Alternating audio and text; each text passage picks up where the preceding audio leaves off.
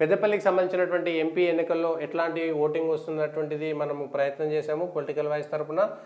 పెద్దపల్లిలో మనం పోలింగ్ పెడితే 14,000 మంది మన పోలింగ్లో పాల్గొన్నారు. పెద్దపల్లికి సంబంధించినటువంటి దాంట్లో 14,000 మంది పోలింగ్లో పాల్గొన్నారు. ఈ 14,000 మందికి సంబంధించి బీజేపీ 65% ఉంది.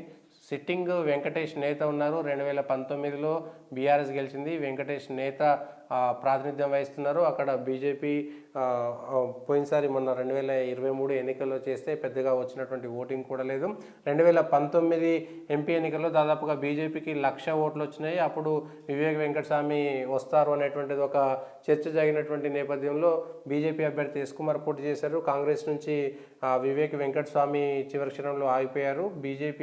బీఆర్ఎస్కి సంబంధించి వెంకటేష్ నేత ఉన్నారు కాబట్టి కాంగ్రెస్ 24% ఉంది. ఇప్పుడు వివేక్ వెంకటస్వామి కొడుకు వంశీకృష్ణ పోటీ చేస్తారని నడుస్తుంది. వెంకటేష్ నేత ఇప్పుడు కాంగ్రెస్గా బీజేపీగా వెళ్తారనేటువంటి చర్చ జరుగుతున్నటువంటి నేపథ్యంలో ఆ పెద్దపల్లికి సంబంధించినటువంటి నియోజకవర్గంలో అక్కడ కూడా ఇక ఎక్సెప్ట్ హైదరాబాద్ మీకు అంతా కాంగ్రెస్కి సంబంధించినటువంటి మెజారిటీ ఉంది. కాంగ్రెసే గెలిచింది.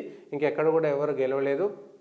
ఒక కరీంనగర్లో అక్కడ ఇక్కడ తప్ప టీఆర్ఎస్కి సంబంధించినటువంటి ఓటింగ్ కూడా లేదు. బీజేపీకి సంబంధించి 1,00,000 ఓట్లు గతంలో వచ్చినాయి. ఈసారి 65% ఓట్లు వస్తాయనేటువంటిది పోల్లో వచ్చినటువంటి 14,000 మంది వేసినటువంటి దాని ప్రకారం 11%తో టీఆర్ఎస్ 3వ స్థానంలో ఉంది. ఇక్కడ కూడా టీఆర్ఎస్ 3వ స్థానం, ఇక్కడ కూడా బీజేపీ 1వ స్థానం, కాంగ్రెస్ 2వ స్థానంలో ఉంది. 24% ఓట్లు కాంగ్రెస్కి వస్తాయనేటువంటిది పెద్దపల్లికి సంబంధించి మొన్న పొలిటికల్ వాయిస్కి సంబంధించినటువంటి పోల్లో పాల్గొన్నటువంటి 14,000 మంది ఓట్లు వేసినటువంటి వాళ్ళని బట్టి చెప్పింది. మనం వేసినటువంటి ఓటింగ్ అంతా కూడా ఇదే.